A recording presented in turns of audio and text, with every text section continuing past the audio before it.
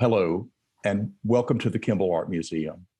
I'm George Shackelford, Deputy Director and the organizing curator here at the Museum for Turner's Modern World, an exhibition organized by Tate Britain in collaboration with the Kimball and with the Museum of Fine Arts Boston. One of the things that we've learned in pursuing the exhibition and in spending time in the exhibition is that Turner was an artist who was not only committed to depicting the modern world, but also to living in it and to dealing with some of the issues of his time that were perhaps unpopular. He was not afraid, for instance, to paint a mournful picture of the Battle of Waterloo rather than a celebratory one. And some of the things that Turner is interested in are some that we are faced with today.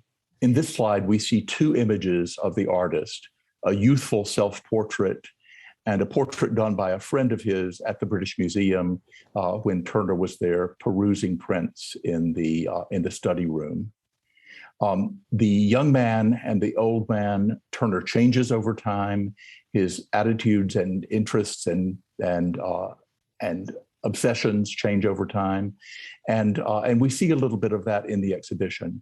For instance, in this image, which shows the Northampton election, many of us nowadays would not understand that, in fact, within this image is a message about voting rights and about the right of the people to vote and a broader section of the British populace to be able to vote rather than simply the upper classes and the landowning population.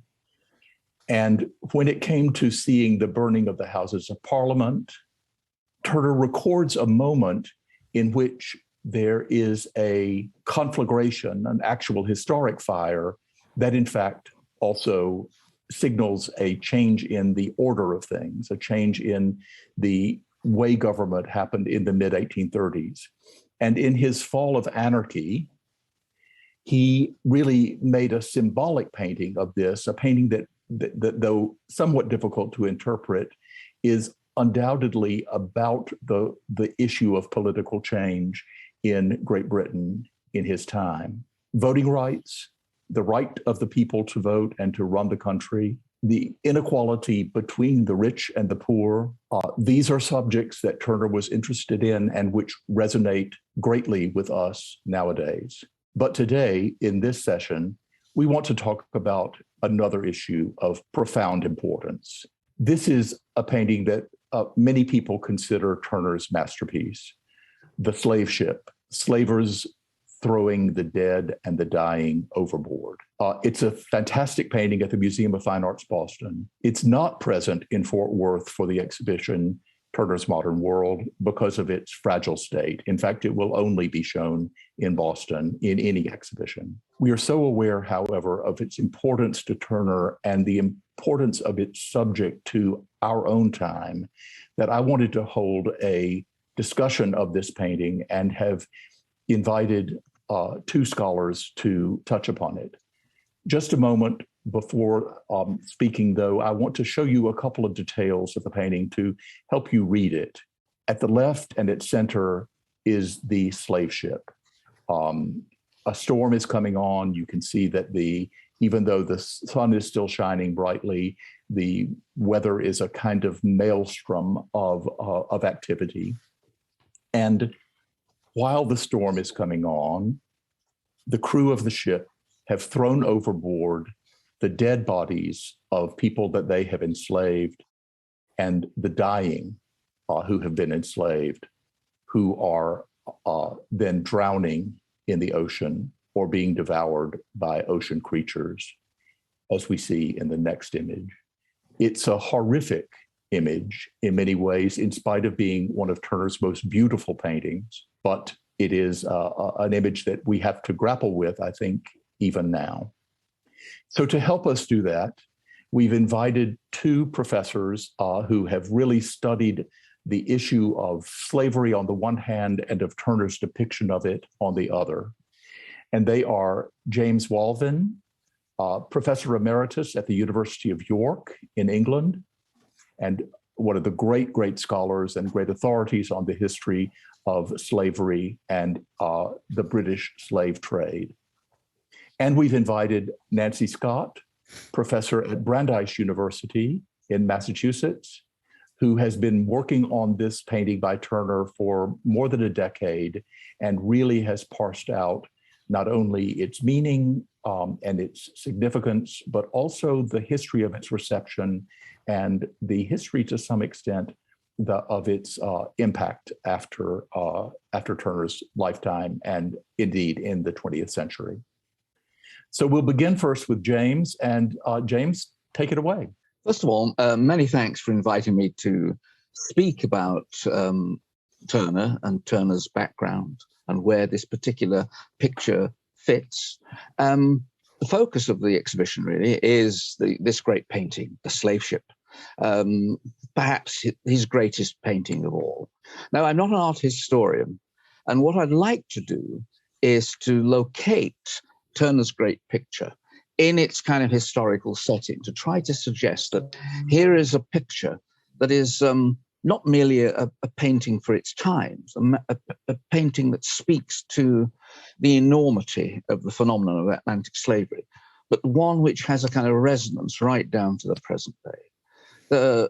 I've been circling this painting in one way or another for 40 years, mainly looking at images of its second-hand copies, but also going to the Museum of Fine Arts in Boston and standing in front of it for hours. And however many times I look at it, it still has the astonishment to reveal itself to you. It continues to shock, to amaze, and to teach. It is a quite stunning piece of work. Now, as I say, I'm not an art historian, but what I would like to do is to try and explain where the painting fits. It's first exhibited in London in 1840, and it displays the full savagery of the Atlantic slave trade.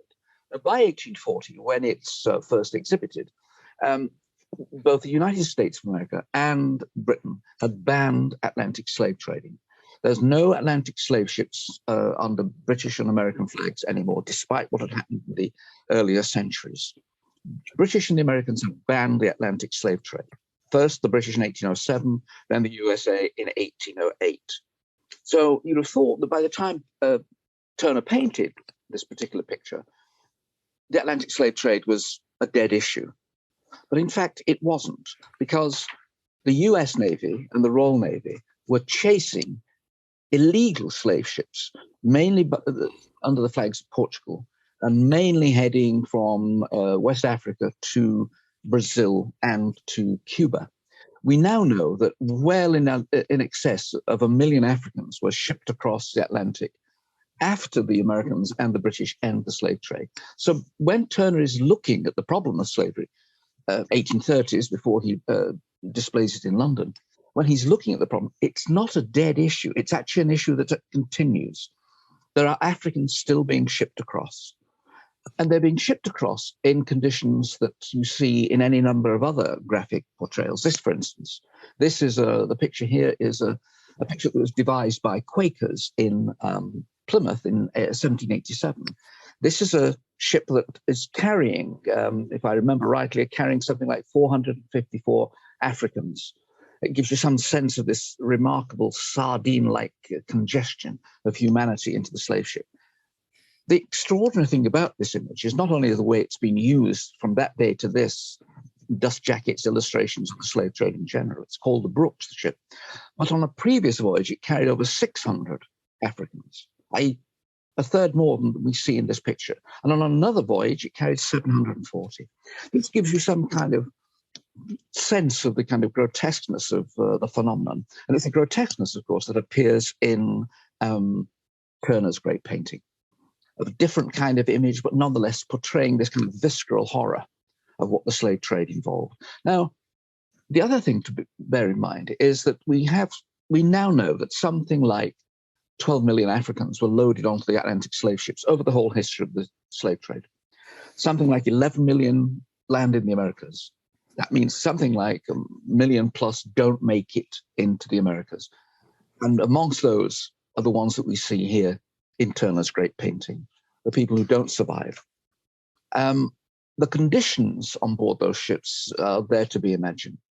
This is a painting, a watercolor, drafted by a young Royal Navy officer off Angola in 1845, when that ship had been seized by a Royal Navy and those Africans are going to be released and taken back to Africa. It gives you some sense of the kind of claustrophobia of it. In these conditions on board Atlantic slave ships, we now know that something like one slave ship in 10 had a revolt on board.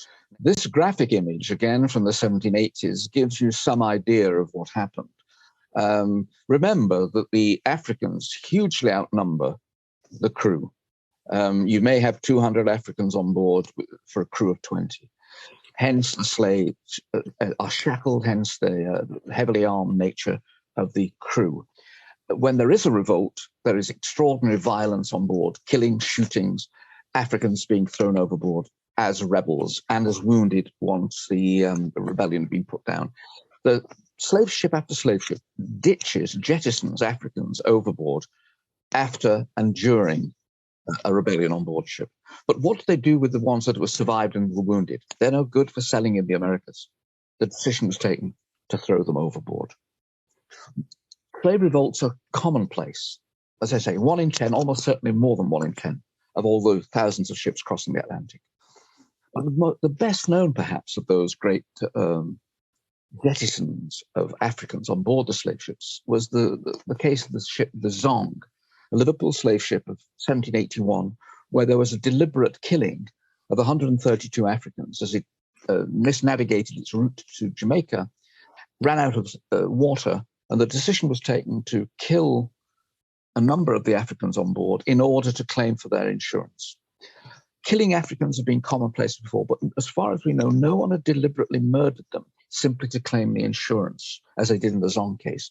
And what the Zong case did when it came to an English court in 1783, and came to an English court not as a mass murder, which is what it was, but as an insurance claim, what it did was to light the blue torch underneath the question of abolition. It's this incident that creates an outrage amongst large sectors of the British population. This is the essence of the slave ship. Now, those killings continue long after the Zong case in the 1780s, and they continue, as we've seen, right through to the 1830s in the US Navy and the Royal Navy, chasing illicit slave ships.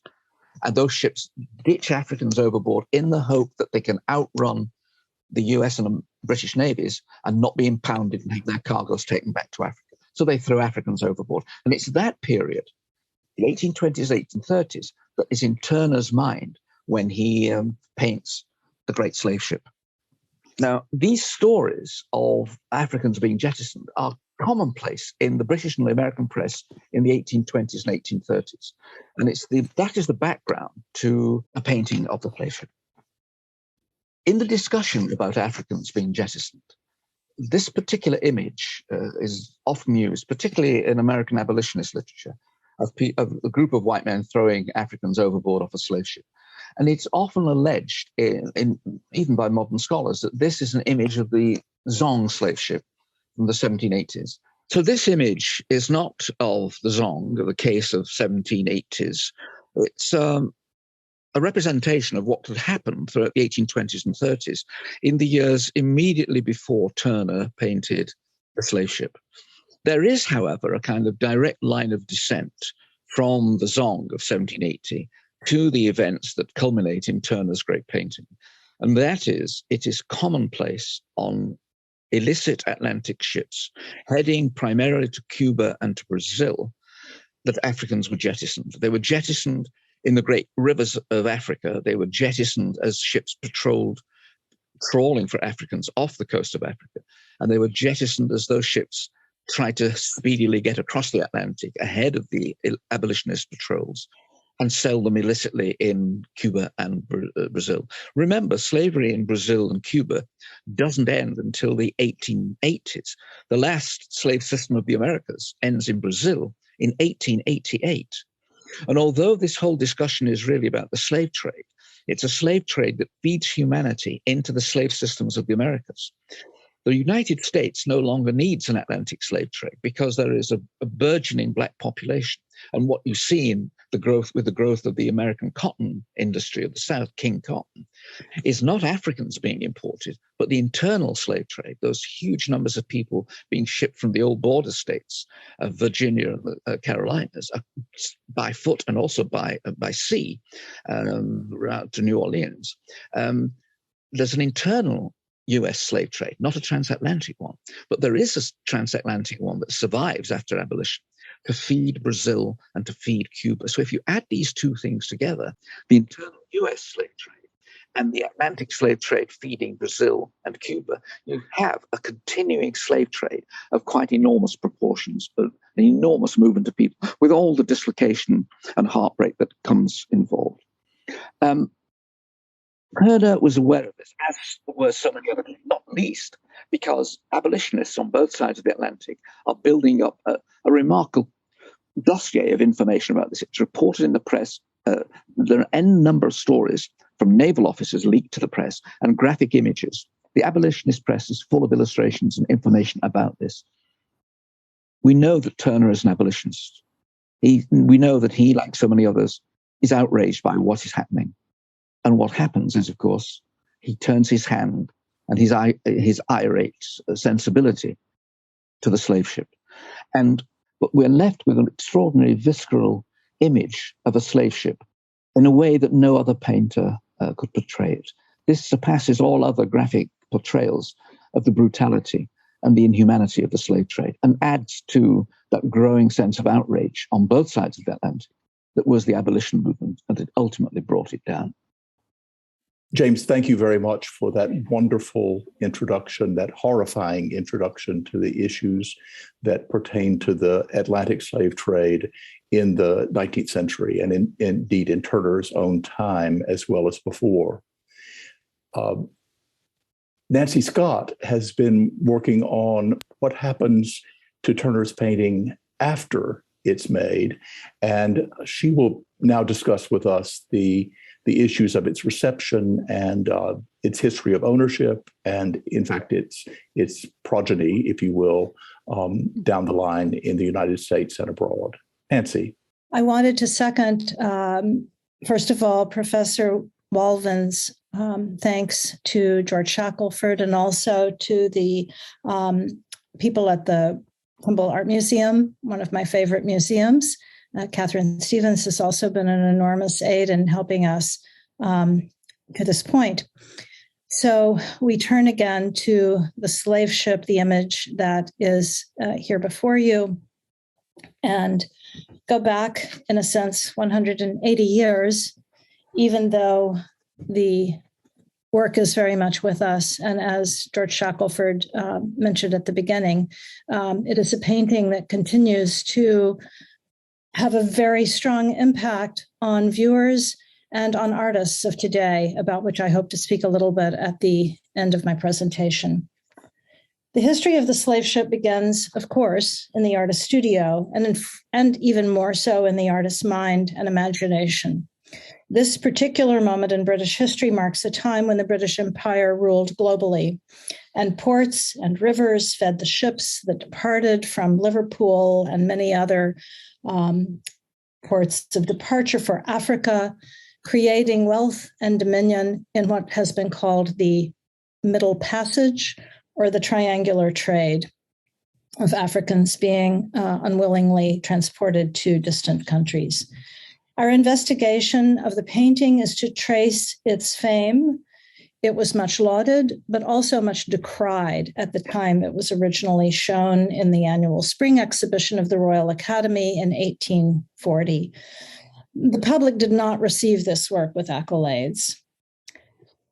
I'm sorry you can't see the work in person if you are viewing the exhibition in Fort Worth, but it is in the MFA in Boston, and hopefully at some point you'll have the chance to see it in person.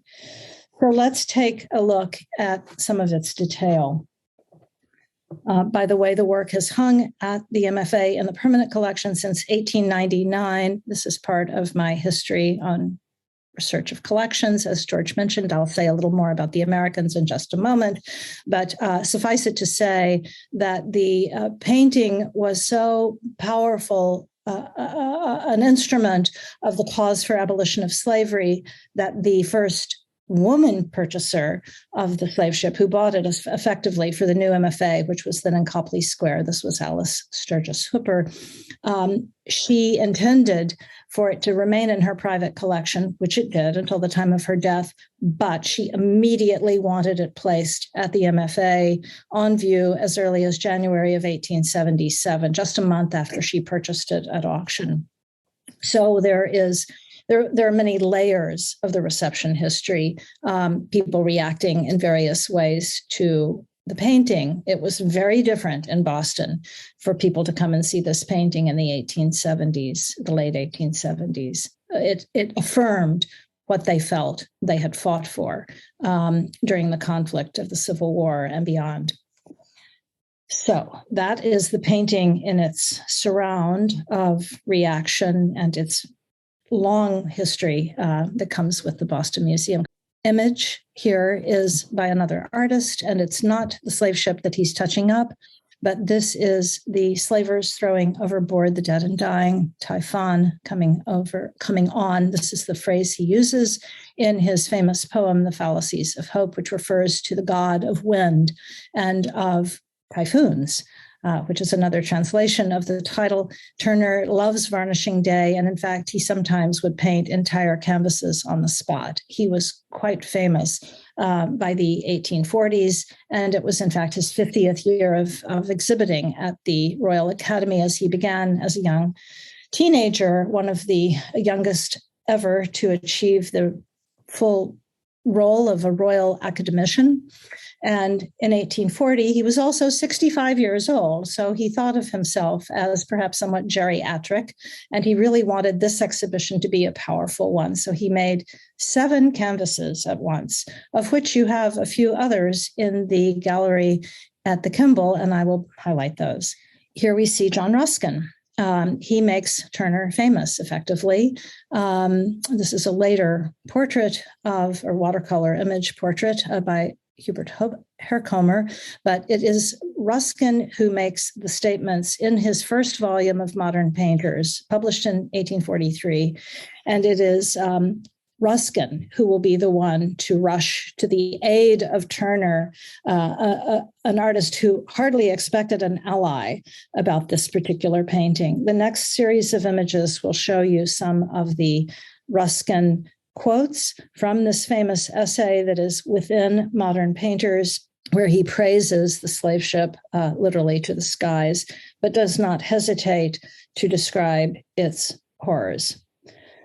So he speaks of the shadow of death upon the guilty ship. I'm showing you the upper left quadrant of the painting. It labors amidst the indistinguishable images of burning clouds. So it's as if all of nature has collected itself in this upper left-hand corner of the painting. At the same time, he shows a flag floating on the water. This is a specific reference to what Professor Walvin was just speaking about, the trade with Brazil and the illegal Portuguese slavers that were cloaking themselves at times. Apparently, this one could have been, I'm reading from an essay by a Professor John McCubry, who wrote this fabulous essay many years ago. A flag chart of 1842 indicates this could be a Buenos Aires flag that Turner has known about and has put directly there to indict the continued running of illegal Spanish and Portuguese slavers.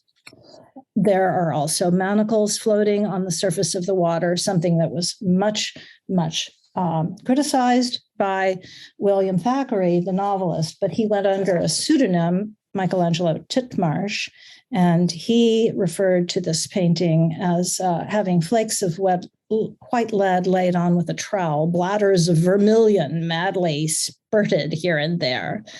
So just between those two messages from the scholar who looks back at what all of this could have meant, the flag on the water is so out of place in a certain way, and the clouds and water themselves that convey the horrors of what's going on, the painting can be viewed in so many ways. And this is the really difficult part of the painting, I must say. Here's a slightly different view so that you can see their birds hovering over the water, their hands of slaves reaching above the waves, so tragic.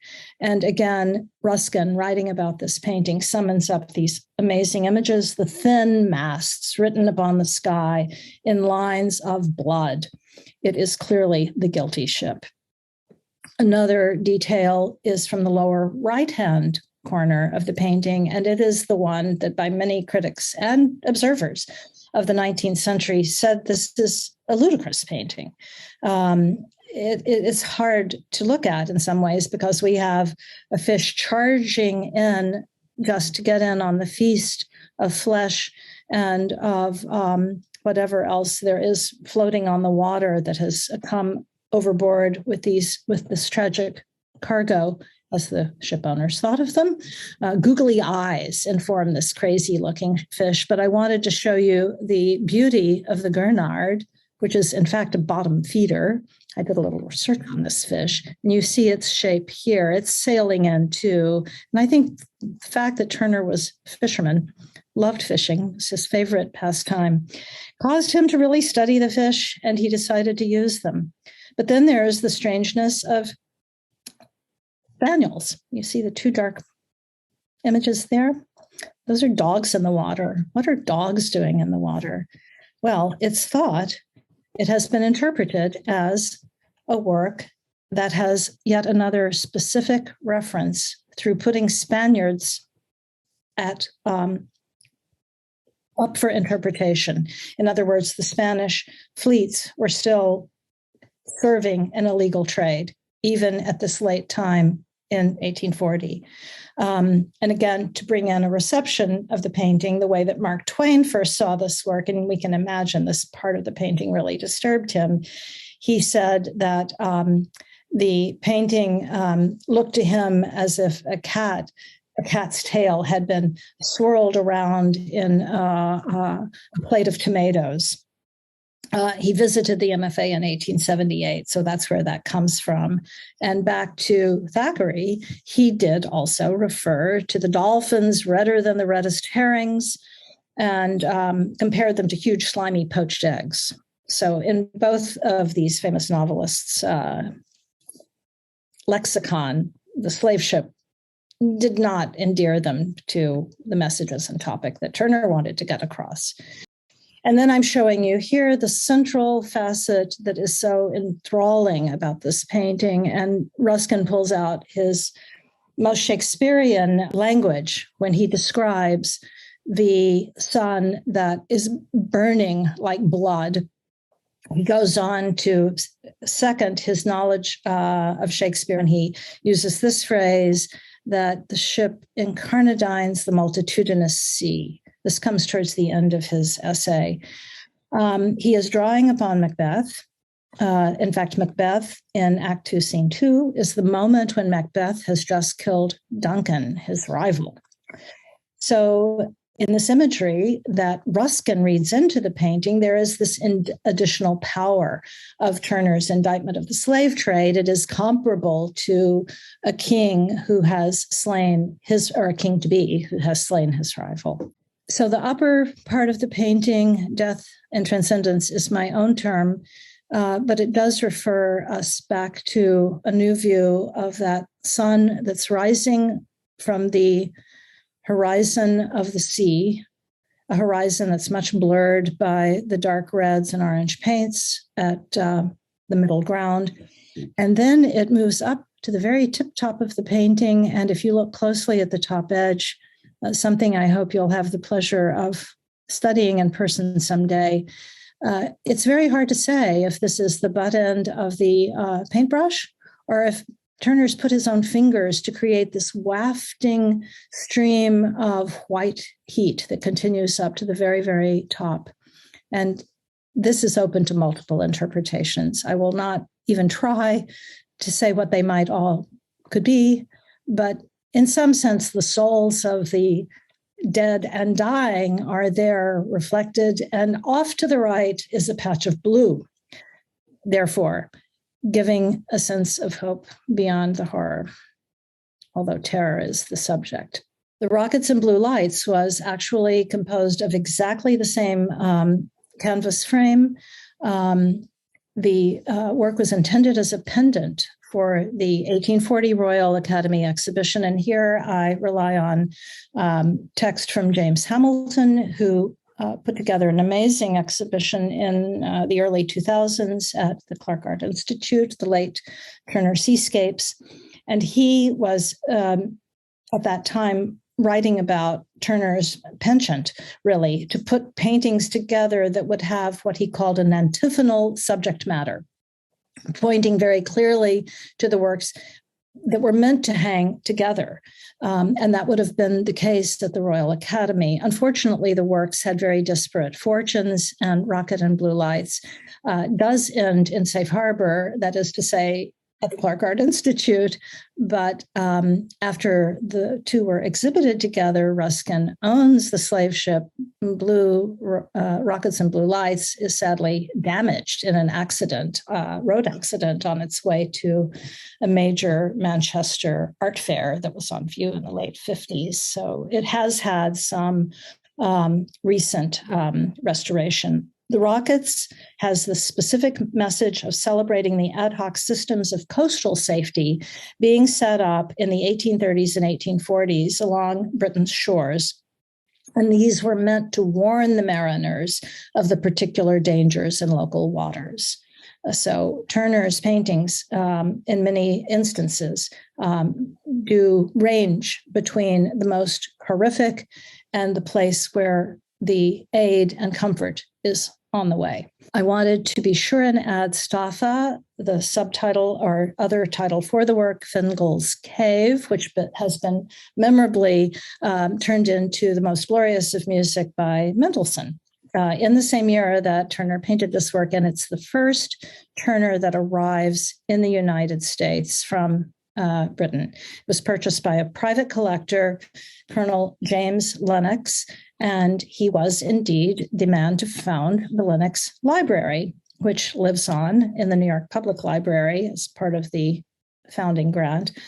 Lennox was Scottish, as was John Taylor Johnston, who was the owner of the slave ship and the first president of the Metropolitan Museum of Art. In fact, Johnston was able to get the painting from Europe to New York in 1872, the year that the inaugural exhibition of the Metropolitan Museum opened in New York in a dance studio, a dance studio that had a very high vaulted ceiling with skylight.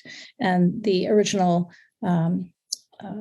paintings that had been acquired for the new Met were shown there. And the slave ship was shown hors de catalogue. In other words, it was not listed. It arrived really during the exhibition. Many of the famous American painters of the Hudson River School would have seen the work either in Mr. Johnston's gallery in his home downtown in Greenwich Village, that is to say Fifth Avenue and 8th Street at that time. That's where his home was, his brownstone. And Church's Twilight in the Wilderness is a kind of spin-off of the ideas and the amazing skies of Turner's paintings. So how would Church have known of Turner's work? Well, he traveled a lot, and he also studied with the British-born Thomas Cole, who's a founder of the Hudson River School. And we know that there was a copy of Ruskin's Modern Painters in his studio, and that he would have had access to read it by 1848.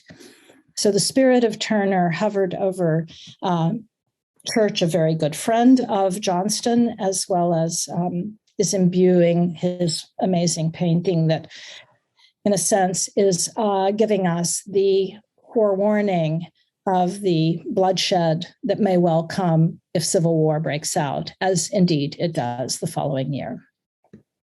So drama in America, drama in Britain of a different sort. I simply wanted here to pause and reflect on Turner's remarkable ability to paint skies that are frightening, not only in the slave ship. And this painting you do have the chance to see directly in the Kemble, and I wanted to highlight it because we know that Turner always dedicated to his art got a boat. And you see there are people on boats out in the Thames the night of this horrific fire that consumes the Houses of Parliament. And the watercolor sketches are what have been more recently on view in various exhibitions. And you can sometimes see the stain of water droplets that fell on his watercolor sketches of the fire as he prepared to make this great canvas, which is from the Cleveland Art Museum. Now I'm going to speak about how Miss Hooper got to own the painting next. And this is from the Boston Athenaeum.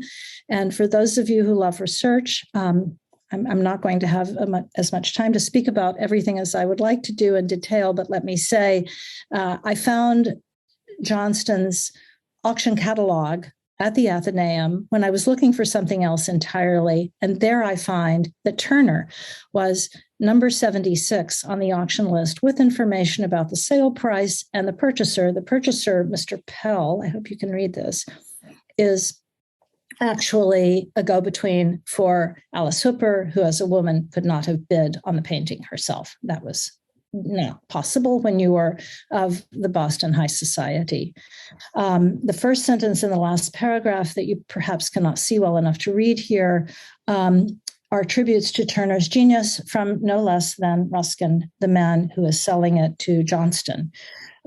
So this is a kind of imprimatur of the importance of the painting. He calls it in this letter to Johnston an expression of perhaps the strongest true indignation against the slave trade. And then in parentheses, he says, not observe against slavery. And this is because Ruskin knows very well that slavery continues, and it's much documented in the volumes of his collected works. The slavery of white people, too, in the mills and in the mines of the British economy at that period. So he's making a statement that actually is comprehensive, but he is very happy that this will rest in a city where it is now the chief city of America. And of course, it has gone there in 1872, only to be auctioned off in 1876, which means it goes from New York to Boston. Here we have another Boston Athenaeum image, which has been so helpful. Alice Hooper had a very short life. She was what we would call a blue stocking, a woman who was passionate in her motivation to have a strong abolitionist statement that would be part of the new museum's collection, at least on view in the beginning, on loan. This is in Copley Square days, where the museum was, and opened in 1876. And she holds on to the painting until her death, at which time she bequeaths it to her nephew, who's only 9 years old at the time. He later wants to sell it. That's a big story, but I can't go into all of that. So Alice Hooper, as I want to highlight, is very much part of the position for women's rights in the United States. And she writes for The Nation in 1876. Again, she's not allowed to publish under her own name. And the editor introduced her article, which is simply written by a woman. They say that much. He says to his audience, "We hope we shall be pardoned for noting its masculine vigor of thought and statement." So you can read this quote. She equates where slavery has been abolished, shall we say, of any reform, referring to women's rights, that it ought not to be, because it never was. The slave ship is very much tied to the abolitionist movement, the International Conference that goes back to 1840 in London, where Prince Albert gave the address. And this is ringing down through the years, through the decades. Even though the Civil War has ended, the Emancipation Proclamation has been introduced by Lincoln. Slavery has been abolished only up to a certain sense, and she sees this linkage to the women's rights of this era. Here we have a few of the paintings that are in the exhibition. I have been able to highlight the Rockets and Blue Lights, and this is another beautiful 1840 production by Turner, The Bridge of Sighs. that was there along with the 7 oil paintings. This is based on a very famous poem by Byron, Childe Harold's Pilgrimage, where he communes with the prisoners who must pass from the Doge's palace into confinement. I just wanted you to see other works that were in the 1840 exhibition, another gorgeous painting actually commissioned by John Sheepshanks, a favorite patron of Turner's. And after that, closer to home, this rather incandescent view of sky and sea, so much calmer. Children are fighting over to the left side, apparently over a hoop. But this wonderful crescent moon in the sky has a lovely reflection in the near water.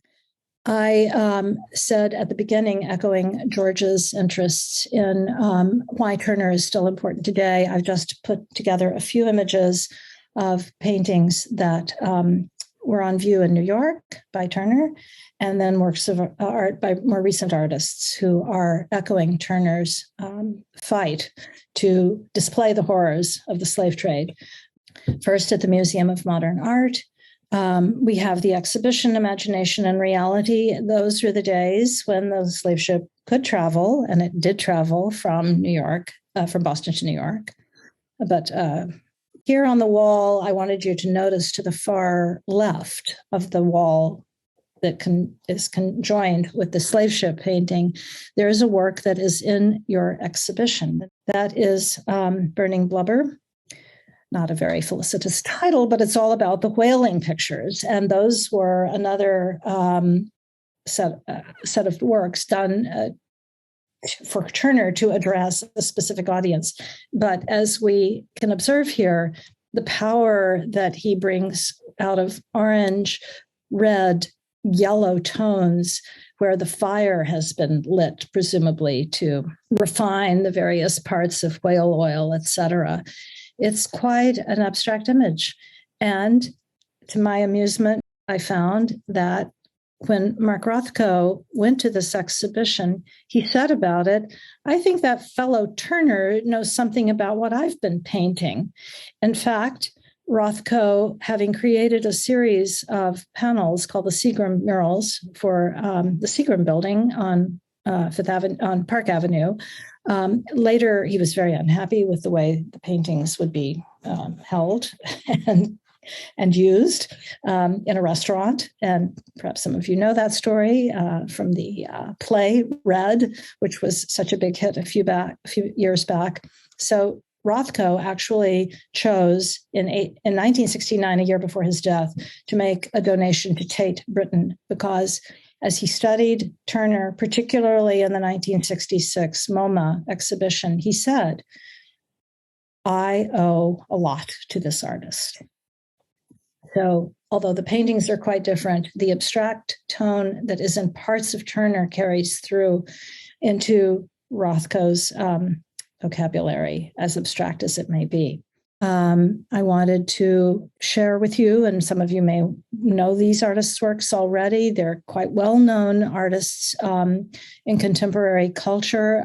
Shonabare is highly regarded in Britain, which is his homeland, although he was not born there, and he is a member of the British Empire. I believe he's really been very highly lauded. This is called the Medusa, which refers back to another slave ship, one famously painted by Jericho. But you see that he is also using the dark reds and the tormented slaves on board in this detail of a work that is three-dimensional. I'm showing you from 2008. And Kara Walker gave a very meaningful title, An Unpeopled Land in Uncharted Waters, which goes to Professor Walvin's point about the millions and millions of Africans that were transported across the water. So I would also say that Alice Hooper's gift of art faced an unknown future. And here we see yet more of these influences on contemporary art, because those of us who encounter the slave ship in the Museum of Fine Arts in Boston, who study it, see that it continues to compel artists today, including the very formidable video artist, John Okomfra, who created the Vertigo Sea in 2015. This is a video work that's on 3 screens and is a meditation on the transport, the arrival. This is but one of many important video histories that he's recreating. And I learned about his work from conversations with Turner. It was a show of 2019 devoted exclusively to Turner's watercolors, but Okonkwo really has had a mind meld with Turner and has been able to show certain of his video works in museums alongside juxtaposition with the Turner paintings. So there's very much to learn from the slave ship, and it redounds through the decades to our own times, particularly when global migration continues to be such an enormous issue. Thank you. Thank you very much, Nancy. And I wanted to come back to the painting and to touch base a bit on the questions that it still continues to pose in terms of its being read in the galleries, being seen by people. It's clear that the artist Carol Walker, for instance, has either been to Boston, where she had an exhibition at Harvard many years ago, or has seen one of the many ways in reproduction that she could see the slave ship, because it seems to be the prototype for her Uncharted Sea work. And when we come to look at it nowadays, we're struck, first of all, by the color, I think, by the sensational brushwork of it. But there comes a time when we do have to notice that, in fact, the iron shackles, which should be dragging the bodies down, are in fact floating on the surface of the water. And of course, if they were not, we wouldn't know that they were there. And I think Turner, who very well knows that they should be under the water, is nonetheless bringing them up to point to them. And likewise, the fish. And James and I were talking earlier, and he has some observations about, in fact, the way the fish are behaving in the lower right-hand corner of the painting.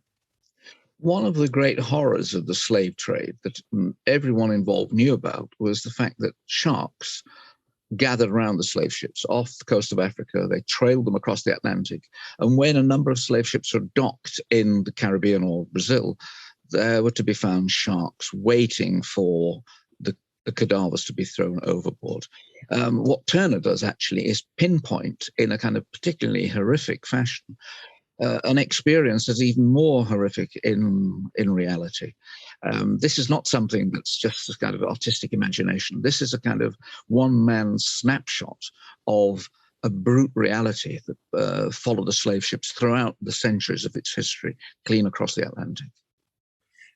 What I find so fascinating is Turner's ability to insert himself via his imagination into a world that he never could have seen firsthand.